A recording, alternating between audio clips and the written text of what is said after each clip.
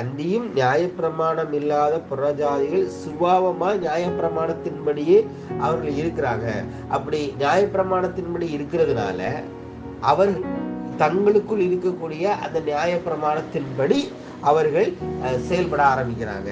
எப்படி நான் சொல்றது உங்களுக்கு புரியும் நினைக்கிறேன். இது வந்து ரோமர் 2ஆம் அதிகாரம் 14ஆம் வசனம் 15ஆம் வசனத்துல இருக்குது. நியாயப்பிரமாணம் வந்து இஸ்ரேல் ஜனங்களுக்கு கொடுக்கப்பட்டுச்சு, புறஜாதிகளுக்கு நியாயப்பிரமாணம் கொடுக்கப்படலை. அதாவது அந்த பைபிள் பேஸ்ட் நான் பேசுறேன். ஆனா நியாயப்பிரமாணம் கொடுக்கப்படாமல் இருந்தால் புறஜாதிகள் எப்படி வாழ்றாங்கன்னா தங்கள் மனசாட்சியின்படி வாழ்றாங்க. கொலை செய்யாதிருப்பாயாக, களவு செய்யாதிருப்பாயாகன்னு பைபிள இருக்குது. ஸோ பைபிள் வசனம், இந்த பைபிள் வசனம் இருக்கிறதுனாலப்பா இதெல்லாம் செய்யாம இருக்கிறேன், நல்லவரா இருக்கிறேன் அப்படின்னு சொன்னா நிறைய கிறிஸ்தவர்கள் சொல்லுகிறத நான் கேட்டிருக்கிறேன்.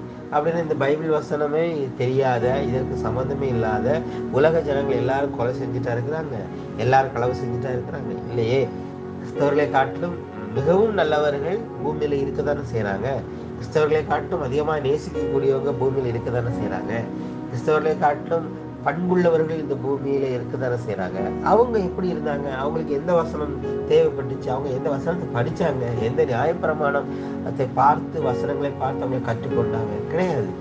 அந்த நியாயப்பிரமாணம் இல்லாத அந்த புறஜாதியார் தங்கள் மனசாட்சியின்படி வாழ்றாங்க. எனது கேட்டா சொல்லுவாங்க, எனக்கு மனசாட்சிக்கு நல்லதுன்னு படுகிறத நான் செய்யறேன், ஐயோ இது வந்து துரோகம், இப்படி செய்யக்கூடாது அப்படின்னு மனசாட்சியின்படி வாழ்றாங்க. பார்த்தீங்களா? சோ புறஜாதிகள் மனசாட்சியின்படி வாழுகிற காரியத்தை தான் கிறிஸ்தவர்களும் யூதர்களும் நியாயப்பிரமாணத்தின்படி வாழ்கிறாங்க. இந்த ரெண்டையும் நீங்க சரியா புரிஞ்சுக்கணும். கிறிஸ்தவர்களும் யூதர்களும் நியாயப்பிரமாணத்தின்படி ஒரு வாழ்க்கை வாழ்றேன்னு சொன்னாங்களா, அந்த வாழ்க்கை தான் புறஜாதிகள் எப்படி வாழ்றாங்கன்னா மனசாட்சியின்படி வாழ்றாங்க.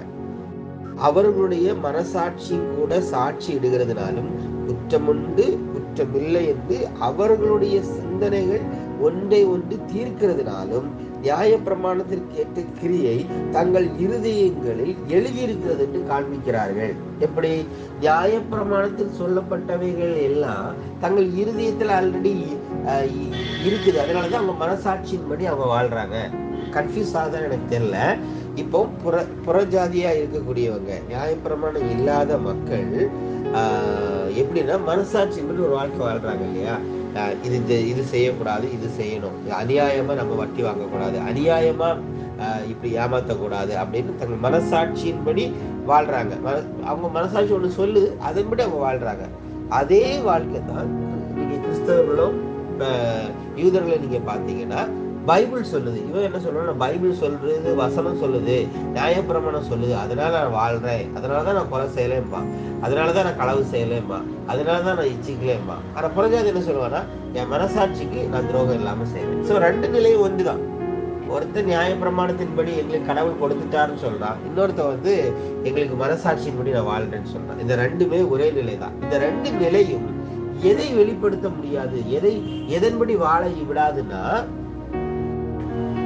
நான் சொல்றது புரியுதா? அதாவது கடவுள் எங்களுக்கு மோசே மூலமாக தந்தார் அப்படின்னு சொல்லக்கூடிய யூதர்கள் அவர்கள் நியாயப்பிரமாணத்தின்படி வாழ்கிறார்கள். கிறிஸ்தவர்களும் அந்த நியாயப்பிரமாணத்தை பின்பற்றுகிறார்கள். இந்த குரூப்பும் புறஜாதிகள் மனசாட்சியின்படி வாழ்றாங்களா புறஜாதிகள், அந்த குரூப்பும், இந்த ரெண்டு சிந்தைக்கு உட்பட்டவர்களும் எதற்குள்ளாக வர இயலாமல் தவிக்கிறாங்கன்னா கிறிஸ்துவின் தன்மைக்குள்ள இல்ல தெய்வீகத்தின் தன்மைக்குள்ள வர இயலாமல் தவிக்கிறாங்க.